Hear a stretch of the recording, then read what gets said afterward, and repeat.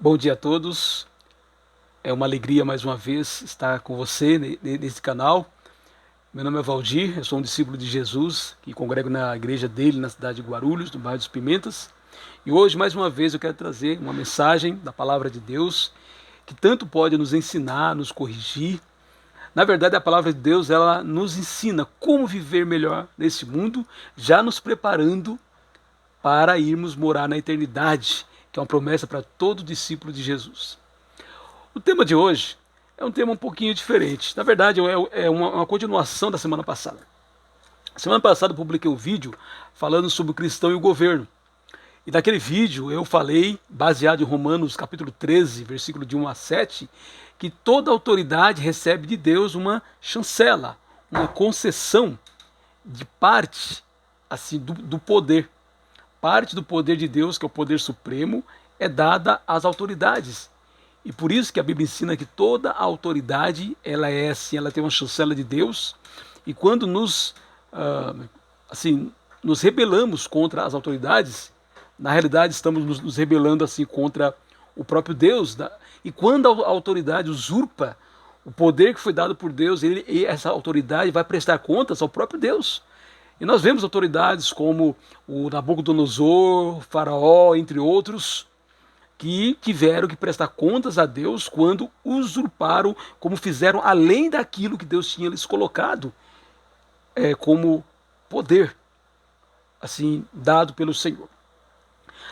Um irmão em Cristo que ouviu, assim, assistiu a mensagem, o nosso irmão João Patolé, lá de Goiás, ele fez uma pergunta interessante. Ele disse: tudo bem, você falou sobre o cristão e o governo, mas e o cristão na política? É correto? É correto assim uma pessoa desejar de se candidatar a um cargo eletivo, como, por exemplo, vereador, prefeito, eleição este ano, deputado, senador, presidente da República, governador, ou ser um ministro de Estado, um secretário estadual? O que a Bíblia pode nos ensinar sobre isso? E até que ponto a igreja deve engajar-se para que um dos seus membros seja eleito assim em um cargo eletivo? Até que ponto é legítimo a igreja utilizar os seus recursos ou a sua força ou a energia para que um dos seus membros seja eleito? E uma vez eleito, essa pessoa ela deve trabalhar somente pensando naqueles que mais o apoiaram, ou ele tem que trabalhar pensando de uma maneira mais ampla? Então, pensando nessas perguntas sinceras que merecem também uma resposta séria, uma resposta bíblica, é que hoje vamos falar sobre o cristão na política. E eu quero começar falando que a política faz parte da vida. A política faz parte da vida. Queiramos ou não, faz parte. O ser humano, ele é uma pessoa política. A própria palavra política significa algo relacionado a grupos sociais que integram a polis. A polis são cidades, eram as cidades, estados assim da Grécia Antiga. E isso mostra que o ser humano vive em grupo, precisa se relacionar, que no meio desse grupo algumas pessoas são escolhidas para o bem comum, de que não adianta aquela ideia da anarquia, um grupo sem governo nenhum, nunca funcionou isso. Então, nesse sentido, uma pessoa que diz eu não quero saber de política, ela é política, ela está se relacionando, ela se relaciona no seu bairro, ela se relaciona assim com os governantes. Então, nesse sentido, não dá para sair da política. E como cristão, como filho de Deus, nós temos ainda mais responsabilidade. Olha só o que Jesus diz lá em Mateus, capítulo 5, versículo 13 e 14, quando ele diz: vocês são o sal da terra. Ora, se o sal vier a ser insípido, como lhe restaurar o sabor? Para nada mais presta senão para, lançado fora, ser pisado pelos homens. Vocês são a luz do mundo. Não se pode esconder uma cidade situada no alto de um monte. Então, o cristão, o discípulo de Jesus, a Bíblia, próprio Jesus fala, é sal da terra e luz do mundo. E por isso precisamos influenciar de maneira positiva a sociedade na época em que estamos vivendo.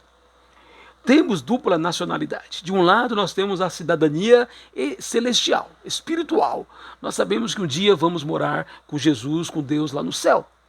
Mas passaremos alguns anos aqui na terra, e nesse sentido, nós também temos a cidadania terrena. E não podemos, assim, negar isto. Dessa maneira, sendo cidadãos, claro, celestiais, que é muito maior, a cidadania celestial não se compara em nada com a cidadania terrena. Mas, de qualquer maneira, nós precisamos, como discípulos de Jesus, agir como sal. O sal, na época em que Jesus falou essas palavras, ele evitava que a carne apodrecesse. Não tinha geladeira naquela época. E nesse sentido, o sal servia para que a carne não apodrecesse. E sal, por isso que não podia se tornar sem sabor, insípido. O sal da terra, o cristão, ele vai, com o seu exemplo, em primeiro lugar, e também com as suas palavras, ele vai influenciar o seu mundo, para que a terra não se apodreça na corrupção do pecado. Ele vai ser luz do mundo, para que as pessoas possam olhar para ele, e ele é um seguidor de Jesus, e as pessoas tenham uma luz para se guiar. Dessa maneira, o cristão deve sim se posicionar sobre os grandes temas da época em que ele está vivendo. O cristão deve primeiro viver o evangelho. As pessoas devem olhar para mim, que sou um discípulo de Jesus, e para você, e ver Jesus vivendo. E ver a Bíblia sendo assim colocada em prática. Então precisamos primeiro viver aquilo que nós pregamos da palavra de Deus, mas também precisamos proclamar a verdade de Deus, o Evangelho, para toda a comunidade. Então, ele não pode se omitir dizendo, eu não quero saber, porque estou aguardando o céu. Ok, você está aguardando o céu, mas você viverá nessa terra 50, 60, 70, talvez até 100 anos. E precisamos ter uma influência boa nessa terra. O Filho de Deus, o discípulo de Jesus, ele deve, por exemplo, votar, acompanhar o seu eleito, cobrar, fiscalizar e manifestar-se através dos meios corretos, claro que de maneira cortês, de maneira educada. Eu, por exemplo, costumo escrever nos jornais. E eu já falei de temas como o atual governo, as reformas que o atual governo tem feito, os serviços públicos que não estão assim funcionando na cidade. Uma vez eu escrevi para o jornal falando que os ônibus estavam demorando muito aqui no bairro. Eu gosto de abordar temas como aborto, pena de morte, questões, por exemplo, a questão dos homossexuais, que existe muitas vezes visões equivocadas, as visões extremistas, e como cristão, eu até devo me posicionar em relação a isso. Porém, a minha maior influência como sal da terra e luz do mundo é quando as pessoas veem em mim que eu me esforço para ser honesto, que eu me esforço para amar o próximo, que eu uso o poder de Deus para assim ser uma boa influência na vida do outro, para não agir com mentira. A minha boca deve pronunciar palavras que vão assim abençoar as pessoas. Então, isto é uma coisa que todo cristão, todo filho de Deus pode fazer. Agora, eu quero chamar a nossa atenção que a nossa pátria realmente, primeiro, ela está no céu. Olha só, eu vou ler alguns textos que falam sobre isso. Lá em João capítulo 18, versículo 36, Jesus respondeu: o meu reino não é deste mundo. Se o meu reino fosse deste mundo, os meus ministros se empenhariam por mim, para que eu não fosse entregue aos judeus. Mas agora o meu reino não é daqui. E nós, como seguidores de Jesus, também sabemos que a nossa pátria não é nessa terra. Hebreus capítulo 11, versículo 16 diz: dos heróis da fé. Mas agora desejam uma pátria superior, isto é, celestial. Por isso Deus não se envergonha deles, de ser chamado seu Deus, porquanto lhes preparou uma cidade. A cidade que Jesus está preparando para nós, conforme ele diz no Evangelho, em João capítulo 14, versículo 1 a 3. Filipenses 3:20. Pois a nossa pátria está nos céus, de onde também aguardamos o Salvador, o Senhor Jesus Cristo. Se de uma maneira, de um lado, nós não precisamos, não devemos ser totalmente assim, não quero saber do que acontece nesse mundo, totalmente alheios ao que acontece, devemos ser participantes, sim, devemos influenciar com a nossa vida, sim. Por outro lado, não podemos cavar nossas raízes muito fundas nesse mundo. Como Jesus, nosso reino não é aqui, é celestial. Dessa maneira, o investimento do melhor do nosso tempo, do melhor das nossas energias, não deve ser aqui. Deve ser realmente pensando no reino celestial, que um dia nós, como discípulos de Jesus, iremos herdar. A maneira que nós podemos contribuir é, primeiro, vivendo o Evangelho de Jesus, como eu falei. Mas, segundo, ele, além de viver o Evangelho de Jesus, ele vai praticar. Um discípulo de Jesus é um cidadão melhor, respeitador, cumpridor das leis, é um trabalhador mais dedicado, consegue ter uma família mais equilibrada, e isso vai ser uma influência boa na sua época. Como é bom, como eu sou servidor público, assim, me orgulho disso e procuro dar o melhor de mim para que os cidadãos que procuram o poder judiciário possam ter um bom atendimento. Então, um cristão fiel, ele vai ser um bom servidor público, vai ser um bom trabalhador. Então, dessa maneira, agora, a melhor maneira para contribuirmos para que esse mundo seja melhor, com certeza, é com a pregação do Evangelho.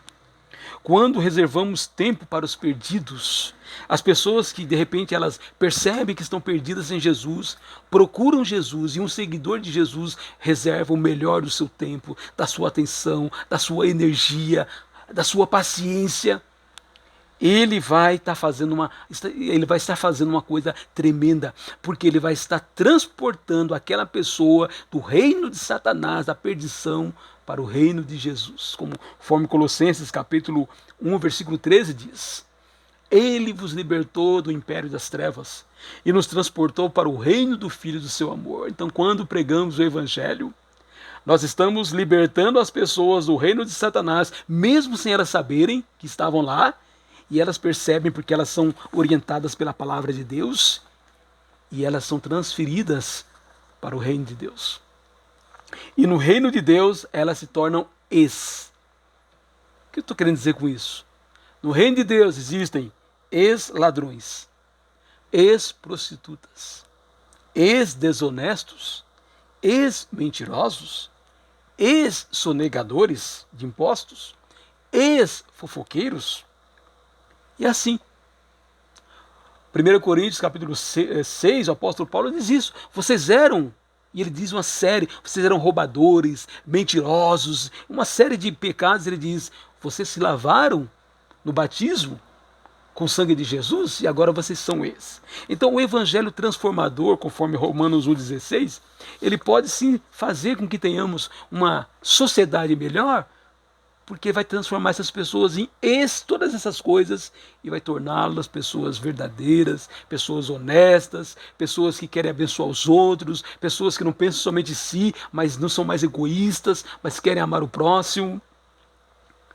E para isso, eu não preciso me candidatar a qualquer cargo político. Como discípulo, eu vou atingir o mundo. E como a igreja é uma coletividade, se mais discípulos se juntarem para, assim, buscarem a Deus e para também influenciarem a sua sociedade, você vai ver como a sociedade vai se tornar um local melhor para se morar, porque mais e mais pessoas estão deixando o mundo sem Deus, estão entrando no reino de Jesus, na igreja dele, e estão mudando assim as suas vidas. E vai ser assim, atingir muita gente. Eu estou muito alegre, ontem mesmo tivemos um batismo na igreja onde eu congrego nos Pimentas, e com certeza, quando nós pregamos o Evangelho e uma pessoa aceita o Evangelho, a vida da pessoa vai mudar, não somente em termos materiais, não somente pensando nesse mundo, mas o destino eterno da pessoa passa a ser as regiões celestiais. E essa é a maior influência que o discípulo de Jesus pode fazer. Por outro lado, Algo também que nós precisamos pensar, antes de pensar em nos candidatar a um cargo público, é que o apóstolo João, em 1 João capítulo 5, versículo 19, diz que esse mundo jaz no maligno. O seu sistema é governado por Satanás, o príncipe desse mundo, ou Deus desses séculos, né? O apóstolo Paulo fala isso em 2 Coríntios, capítulo 4, versículo 3 e 4. E Jesus também diz isso em João, capítulo 14, versículo 30. Esse mundo está reservado para ser destruído. 2 Pedro, capítulo 3, versículo 10 assim a 13. Então, não compensa ficarmos investindo tantas nossas fichas nesse mundo, porque ele vai ser destruído. Às vezes eu ouço frases do tipo, o Brasil é do Senhor Jesus, e são frases bem intencionadas, mas não são frases assim verdadeiras, por quê? Porque nunca haverá uma conversão em massa dos 210 milhões de habitantes do nosso país para Jesus. O reino de Deus existe, está convertendo as pessoas. Mas a própria Bíblia diz que o caminho de Jesus é estreito. A porta da salvação, que é a porta que leva a porta de Jesus, que é a porta que leva para a salvação, é estreito. Então nunca haverá uma conversão em massa. E ele mesmo diz que a maioria escolhe o caminho da porta larga que conduz à perdição. Mateus capítulo 7, versículo 13 e 14. Um outro exemplo também dos 4 solos da parábola do semeador, lá em Marcos capítulo 4, versículo de 1 a 20, somente um dos solos produz frutos. O que mostra que este mundo ele caminha para a perdição. E às vezes, quando a gente investe tanta energia para ser um vereador, para ocupar um cargo público, podemos gastar tanto tempo em algo que será assim destruído. Daí a razão de evitarmos investir nossas energias em projetos deste mundo. Porque um dia tudo será destruído. Um dia Jesus vai voltar e vai mandar os obedientes para os céus, mas vai assim os rebeldes, os desobedientes ao evangelho vão para o inferno. E por que eu vou gastar tanto tempo às vezes em termos políticos, quando eu sei que os reflexos serão somente para esta vida? Enquanto que eu gastando tempo com assim projetos celestiais, eu estou ajudando as pessoas a encontrar o caminho da salvação. 2 Tessalonicenses capítulo 1, versículo 7 a 9, fala sobre isso. Agora, o que nós podemos fazer como cristãos? Podemos fazer muito. Olha só, 1 Timóteo capítulo 2, versículo 1 e 2 diz: Antes de tudo, peço que se façam súplicas, orações, intercessões e ações de graça em favor de todas as pessoas. Orem em favor dos reis e de todos os que exercem autoridade, para que vivamos vida mansa e tranquila, com toda a piedade e respeito. Sabe o que você pode fazer por nosso país, pelas autoridades desse país? Podemos orar. Podemos, assim, primeiro viver uma vida como Deus quer. Mas depois podemos orar por todas as autoridades. Orar pelo presidente, mesmo nem sempre concordando com as atitudes dele. Orar pelo governador, orar pelo prefeito, pelos vereadores, pelos magistrados, deputados, senadores, todos esses. Nós podemos orar, pedindo a Deus que dê a eles sabedoria para governar, porque governar também não é fácil. Precisamos, até certo ponto, ter misericórdia com eles, porque erros humanos existem, nós erramos, e eles também assim vão certamente errar. Agora, é claro que eu também penso, com base nesse texto, que se um governante ele está realmente tomando decisões que está prejudicando a maioria da população, devemos orar pedindo, inclusive, que Deus julgue. E se Deus concorda conosco que ele está sendo assim, desonesto, está sendo injusto, eu já pedi para que Deus derrubasse governantes que na minha ótica estavam assim agindo de maneira incorreta. Claro que eu tenho uma ótica, Deus tem a ótica dele. Eu peço, mas eu espero que Deus haja de conformidade com a justiça, mas também com a misericórdia dele, que é infinita por todos nós. Aí vem a pergunta, que foi o motivo desse áudio, desse vídeo na realidade. E o cristão político? Pode? Muitos utilizam como exemplo José, que foi governador do Egito, Daniel, que foi um dos prefeitos na Babilônia, Neemias, que governou assim o povo de Israel na volta do exílio, como exemplo de que devemos sim ser políticos. Mas o contexto era diferente. José foi colocado no Egito para salvar o povo de Israel, porque dali viria o Messias. Daniel foi utilizado por Deus para a preservação do seu povo, enquanto eles estavam na Babilônia, porque o povo tinha que ser preservado, porque fazia parte do plano de Deus que Jesus nasceria do povo de Israel. E o Neemias também teve esse objetivo, porque ele ajudou o povo de Israel na volta do exílio, depois de 70 anos de assim, exílio. Não há nada na Bíblia que proíba um cristão de candidatar-se. Isso sim. Mas eu entendo que, olhando o sistema político hoje, ele precisa estar bem alicerçado, pois o sistema político hoje, em especial, o sistema político brasileiro, no geral, é corrupto. Um discípulo de Jesus que queira ser eleito terá que fazer muitos acordos, muitas concessões, terá que começar se aliando assim a um partido político, se filiando a um partido político. E vai ter, inclusive, se querer ser candidato, ele vai ter e todo partido político no Brasil tem um chefe, ou um grupinho que manda. E ele vai ter que rezar na cartilha desse grupinho. E a pergunta é, será que vai compensar? Ele às vezes abre mão de valores e princípios para agradar um grupinho, porque senão nem legenda ele vai ter para ser candidato. Então é algo que um cristão deveria pensar muito. Será que meus valores são tão firmes, meus valores cristãos são tão firmes, que eu vou assim conseguir passar por isso? Existe, assim, um desafio. As pessoas dizem que em todo lugar a gente pode se corromper no trabalho, pode se corromper na escola, na faculdade, em qualquer lugar, é verdade.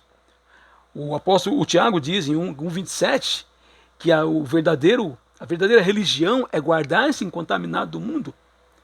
Porém, um cristão que se candidate a algum cargo público, ele vai realmente ter que lutar contra as forças de Mamon, que é o dinheiro, e o poder que tanto seduz o ser humano. Por esse motivo, no passado eu até pensei talvez em me candidatar a algum cargo político. Hoje eu digo que eu jamais me candidatarei, exatamente porque eu não quero passar por essa situação. E também porque eu acho que eu sou muito mais útil como discípulo de Jesus, pregando o evangelho e mudando como um trabalho de formiguinha as pessoas que se convertem ao evangelho, do que tendo assim um cargo público, um cargo político. Acredito que posso contribuir melhor no plano de Deus como um evangelista, como um evangelizador, como um proclamador do evangelho de Jesus. Muito mais do que eu poderia contribuir como vereador ou assim um político. Claro que você pode pensar, mas um discípulo de Jesus pode ser um deputado e contribuir para que leis mais justas ocorram. De fato, de fato. Esta é uma verdade. Por isso que de um lado, eu não aconselharia alguém se candidatar a um cargo político. Eu mesmo não me candidataria. Mas se alguém deseja, se alguém inclusive tem às vezes a habilidade de lidar com pessoas, lidar com as massas, habilidade inclusive de criar boas leis, pode tentar, pode tentar. Eu já vi realmente Deus utilizando algumas pessoas que se dizem assim cristãos a evitar que certas leis injustas fossem assim publicadas ou fossem aprovadas. Agora eu queria também chamar a atenção para você em algo importante. Nos 3 primeiros séculos, a igreja não se envolveu com a política. Pelo contrário, a igreja foi perseguida geralmente foi perseguida pelo governo. Tanto em Jerusalém, como também durante o primeiro século, o Império Romano, os 3 primeiros séculos da igreja, a igreja não fez parte da política, a igreja, pelo contrário, a igreja era perseguida pela política. E a igreja começou a cair exatamente quando o imperador Constantino não somente legalizou o cristianismo, como declarou o cristianismo como a religião oficial do Estado. E daquele momento em diante, nós percebemos o quanto a aliança igreja e Estado não é benéfica, que o Estado, de fato, deve ser laico. É mais um motivo, talvez, para não nos envolvermos com políticos. Outra coisa que eu quero chamar a atenção é que os chamados políticos evangélicos, muitas vezes eles têm dado o pior testemunho possível.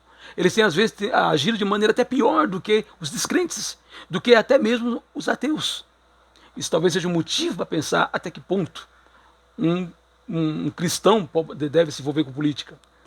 Recentemente, um deputado que se diz cristão, ele patrocinou uma lei para anistiar todas as igrejas assim evangélicas de impostos que não tinham pago. Uma lei vergonhosa. Mas os deputados chegaram até mesmo a pressionar o presidente para que ele não vetasse. O presidente acabou vetando porque sabia que podia responder por crime de responsabilidade. Mas o interessante é que depois de vetar, ele próprio começou a trabalhar para que seu veto fosse assim derrubado, mostrando o quanto a chantagem que os grupos denominados assim políticos evangélicos pressionaram o governo. E nós percebemos que muitas vezes esses grupos que se elegem, eles ao invés de defenderem valores, não somente valores morais, que são muito importantes, mas valores sociais, a busca de cuidar do mais pobre, do mais necessitado, esses grupos muitas vezes eles agem como despachantes, defendendo somente assim as suas igrejas ou seus grupos religiosos, o que também não deveria acontecer. Pelo contrário, deveria agir como sal da terra e luz do mundo, mesmo que tivesse que ir contra o governo, mesmo que tivesse que dizer não muitas vezes a projetos de governantes que são contrários assim à maioria da população. Portanto, um cristão pode se candidatar. Sim, pode. A Bíblia não proíbe. Porém, olhando os valores bíblicos, entendo que o discípulo de Jesus será muito mais útil se utilizar a sua energia, cumprindo o mandamento que Jesus nos mandou fazer quando ele estava indo para o céu.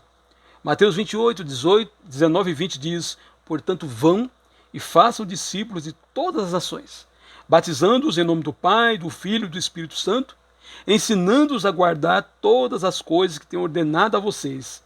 E eis que estou com vocês todos os dias até o fim dos tempos.